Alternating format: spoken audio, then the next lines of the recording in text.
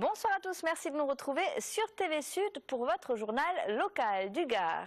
Et il n'y aura pas de village de marque à Galargues-le-Montieux, du moins le projet ne verra-t-il pas le jour sous sa forme actuelle.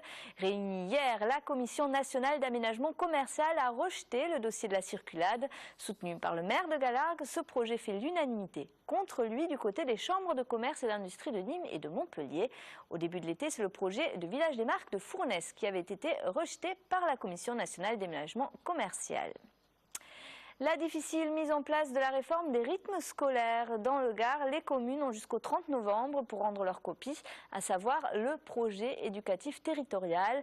Un projet qui définit les modalités d'application de la réforme pour la rentrée 2014, mais dont l'élaboration peut être source de conflits, comme dans le petit village de Bezous. Reportage Olivier Michel. Ils vont enchaîner l'après-midi sur les activités du mercredi après-midi, comme mon fils il a le foot par exemple, ma fille elle aura la danse. Donc, ça va faire des grosses semaines quand même. Si le travail du mercredi matin à la rentrée 2014 est sur toutes les lèvres, là n'est pas la seule préoccupation des parents bezoussois. Le groupe de travail de la municipalité prévoit pour l'école maternelle la mise en place des activités périscolaires, non pas sur la fin de journée, mais sur la tranche horaire 13h30-14h30. Les parents d'élèves et professeurs dénoncent l'absence de concertation et des horaires inadéquats. Que les petites et moyennes sections sont en temps de sieste sur ces horaires-là, donc ils n'auront pas accès aux AP.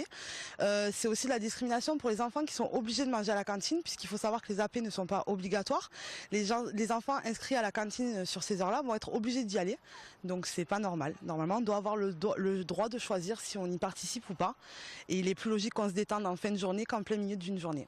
Pour sa part, le groupe de travail justifie cet horaire en mettant en avant, le cas échéant, un temps d'enseignement qui serait réduit aux 3 heures de la matinée et la difficulté de déployer leur personnel à la fois sur l'école primaire et l'école maternelle. Ce soir, les représentants des parents d'élèves vont s'inviter en mairie à la réunion destinée au personnel enseignant. Des représentants des parents qui devaient être reçus lundi prochain. Trop tard à leur goût, l'avant-projet éducatif devant être déposé le lendemain sur le bureau du recteur. Quel développement pour Nîmes Métropole? Dans les 20 prochaines années, la population de l'agglomération devrait passer d'un peu plus de 230 000 à 274 000 habitants pour les projections les plus hautes. L'INSEE estime que la construction de 20 à 30 000 résidences supplémentaires sera donc nécessaire d'ici 2030 et pour absorber une population de plus en plus nombreuse et de plus en plus âgée, c'est la seule solution. Écoutez. Études démographiques visaient surtout à fiabiliser les hypothèses de croissance démographique que nous souhaitions connaître pour l'établissement de nos documents cadres, documents de programmation tels le schéma de développement du territoire ou le plan de déplacement urbain ou le programme local de l'habitat auquel travaille actuellement Nîmes Métropole. Donc il était important pour bâtir ces documents qui reposent essentiellement sur des données liées aux chiffres de population, de connaître ces hypothèses et de les fiabiliser. On peut s'attendre à ce que ce qu'on appelle la crise économique qui se prolonge maintenant sur plusieurs années, modifiant par exemple l'offre d'emploi étant le premier facteur migratoire, peut changer les migrations et donc l'essor démographique en effet.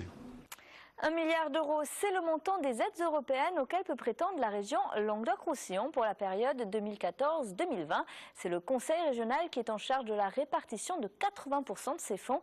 Dans chaque département, la collectivité organise donc des réunions de concertation, comme hier au lycée Alphonse Daudet de Nîmes. Objectif définir les priorités sur le territoire. Écoutez.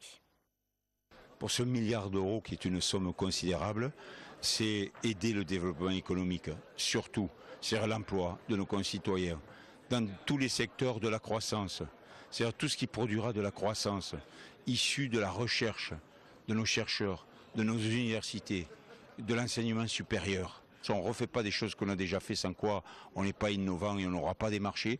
C'est la croissance, c'est l'innovation, c'est les choses nouvelles, c'est le respect de l'environnement, et tout ça en mettant l'individu au centre de tout ça.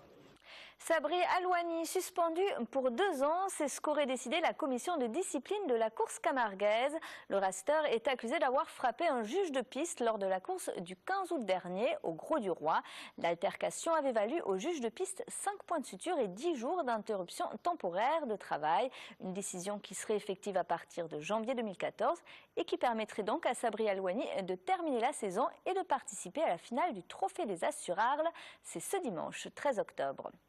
C'est la fin de ce journal, merci de l'avoir suivi, passez une excellente soirée sur TV Sud.